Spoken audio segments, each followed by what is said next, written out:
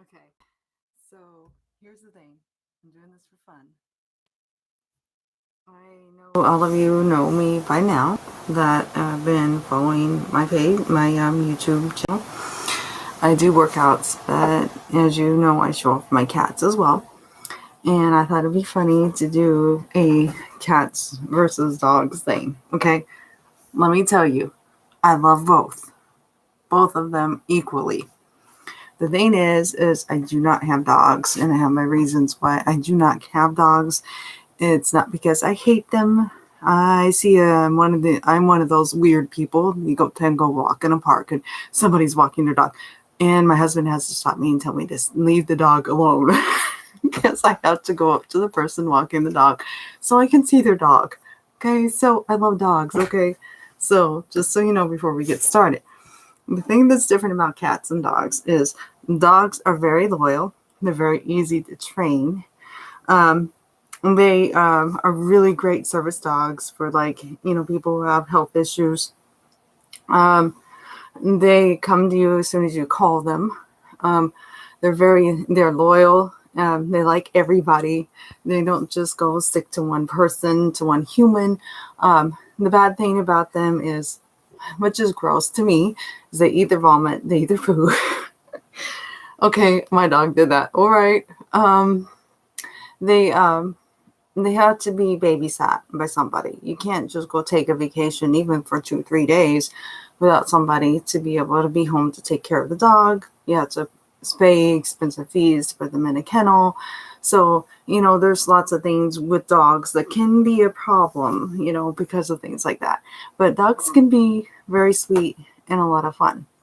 Thing with cats is that they're easy to maintain. Cats are very easy to maintain. You can go away for 4 or 5 days, no problem, right? Okay.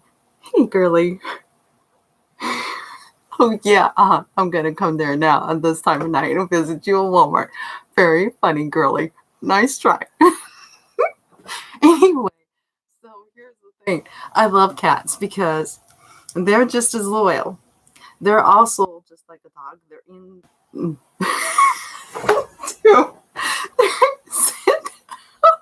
Girl, I'm trying to be serious over here. No. Okay, Natalie. Very funny. Nice. Um, the cats can be very in tune to you, just like a dog can. Dogs can sense like if you're anxious, they can help you out like when you have seizures, things like that. My cats are very in tune to me. Um, to you too. My cats are super in tune to me. Okay. If I'm sick, they won't leave my side. If I'm getting ready to have an anxiety attack, my female cat knows immediately, and she's there by my side.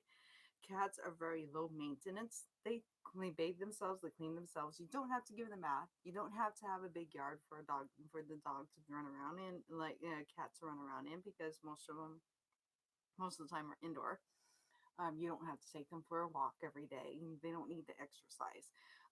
You go on a trip, no problem. Put food down, put water down. Gone 3 4 days. See, when we got married, my husband really wanted a dog really bad. Talked him out of it because we work all the time. And even though at the time I was just part time, I was working towards getting full time because we needed the money. I was tired of seeing our cupboards bare with no food in it. Um, and basically, our cats would have been, a dog would have been so lonely. We'd be gone all day. I mean, we wouldn't see them very much. And it's not fair to a dog. And when I explained that and all the care that they need, then he agreed with me. So we ended up with a cat. And that's why we had cats. But I have something, I'm taking a whole new spin on this. So bear with me.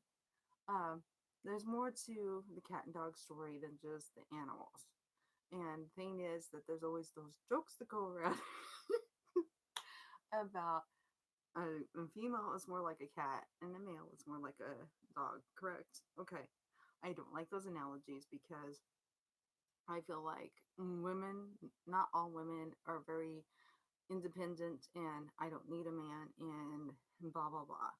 And I feel the same way about a man, that a man isn't just like drop everything and do, that's just not true because there's a lot of women out there that are raised old school, like I was, very submissive to their mates, their husbands, whatever. They're not independent. They can be independent, but they depend on their husbands. So I just hate the analogies that's thrown out there about the cat and dog thing with males and with men and women because it's stupid, because it's not true. Um, just not every woman is very in your face, independent, won't listen to their husbands, won't listen to their boyfriends, aren't agreeable to be around. That is just not the truth. And I hate people who throw that analogy out there about women because I'm definitely not one of those type of women. I'm not extremely independent natured to where I like having people around. I like having a man around. Um, Women are supposedly, users and stuff like that. That's the thing they use with the cat, the dog thing. Another thing that's I love to say, and I'm throwing this way out there, is if you notice married couples or couples in best friends, friends, they get along really well and they start thinking alike.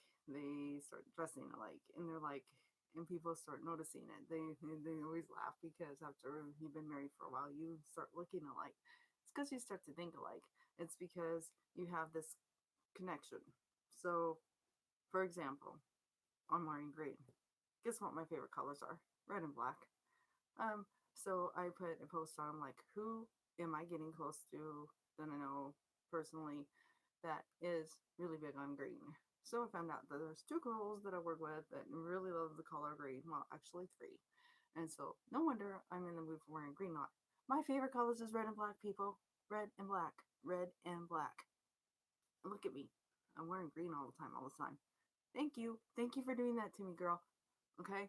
So anyway, um, but it's the truth. It's like I feel like there's so much more to not just the dog and cat analogy with male and female humans and things like that.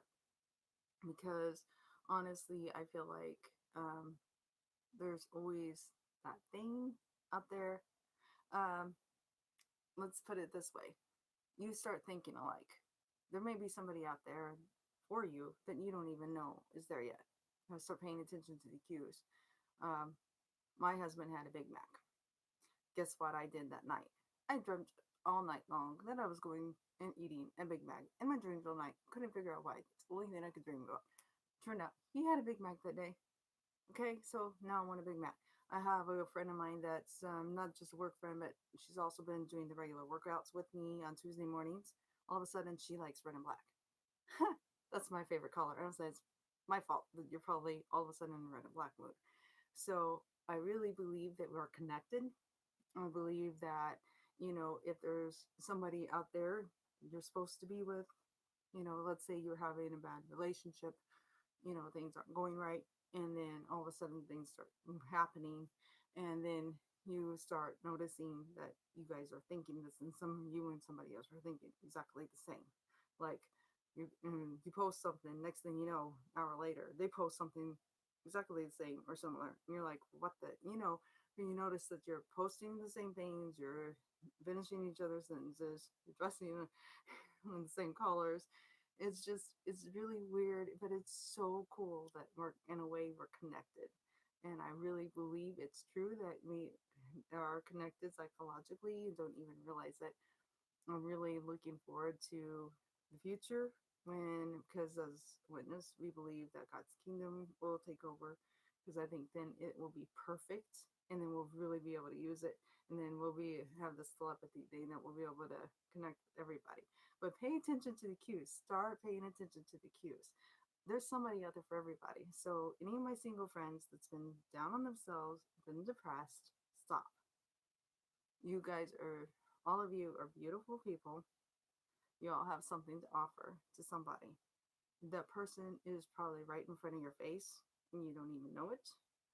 So start paying attention to different things and it will happen. But anyway, that's my little twist on my dog and cat analogy that I told Natalie I was going to do. But I love animals, and there are differences between cats and dogs. So when you are thinking about getting a pet, please, please do your research, okay? Same with when you're trying to find somebody that you want to spend the rest of your life with or whatever, have a relationship with. Um, don't just jump into it right away, because they're a commitment for 12 to 15 years. Cats can live 19 to 20. Um, and so you want to make sure that you are getting the pet that is fits your family's needs or your household's needs, and so that you have a good commitment there, a good connection, and that you're able to take care of them and treat them in the way that they deserve to be treated. And I am a strong believer: go to animal shelters. Don't go buy them expensive pets for $300, $400. The animal shelter pets, they need you so badly. They're dying, they're in there, they just want love and attention, okay? So make sure you adopt a shelter pet, or from someone who is fostering, who rescues them all the time. I know a girl at work that does that, and she's always rescuing animals and trying to find homes for them. So anyways, have a great night, everybody. Hope you enjoyed it.